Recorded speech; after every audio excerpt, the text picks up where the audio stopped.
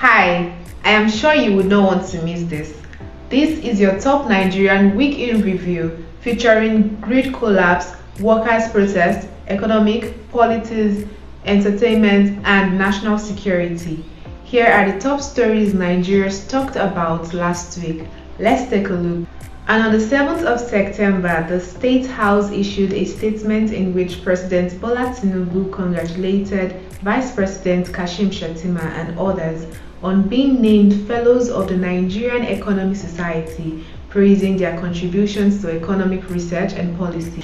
Citizens asked whether the honors signal new economic policy directions and whether the government will link this academic appointment to concrete economic reforms. Coverage through the week showed renewed controversy around Senator Natasha Akpoti-Uduaghan as calls mounted her reinstatement after 6 months suspension. Legal representatives urged the National Assembly to permit her return once suspension expires.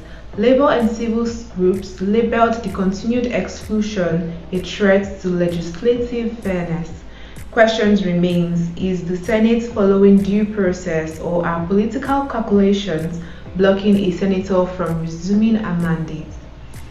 Nigeria's national grid suffered another major collapse on the 10th of September, with generation plunging from about 2,917 megawatts to near 1.5 megawatts before staged restoration began.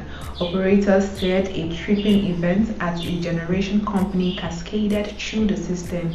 By afternoon, restoration work had started. Household, business, and political commentators demanded answers. How long will Nigerians keep paying for unreliable power? And what immediate steps will the Minister of Power take to stabilize the grid? Meanwhile, Minister of Power Adebayo Adelabu and grid operators were pressed to explain systematic vulnerabilities. Commentators had cited aging transformation infrastructure, tripping events, and the need for second-line transmission network as immediate fixes. The minister has previously warned the grid is fragile and flagged the need for repair and stronger investment.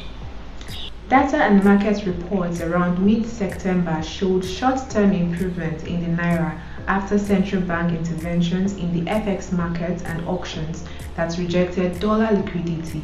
Analysts warned, however, that sustainability depends on continued inflows and tight policy management.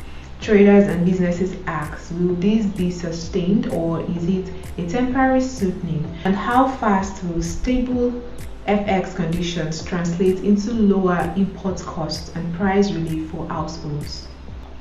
Also on Wednesday, staff at the Federal Ministry of Women's Affairs staged a protest alleging poor working conditions and unpaid allowances. The story escalated to reports of brief lockout of the minister's office. The minister later met staff, offered forgiveness, and pledged improvements to welfare and working tools. The public asked, how long have these welfare problems persisted, and will promised fixes be funded and monitored, or will staff grievances continue? On September the 11th, the People's Democratic Party's NEC released a communique that again addressed zoning and internal reorganization ahead of the 2027 cycle, the latest step in the party's efforts to reconcile fractions and stabilize its leadership lineup. Voters and party watchers asked, does the NEC outcome reduce fractional tensions or merely paper over them, and will these decisions make PDP more competitive in the next national context?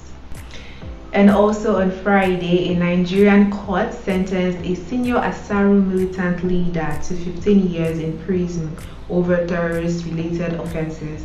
A development security agency said follows interventions multi-agency operations against bandits and extremist networks. Questions remain: will the sentence reduce attacks and ransom cycles, and will convictions be followed by effective de-radicalization and community support programs?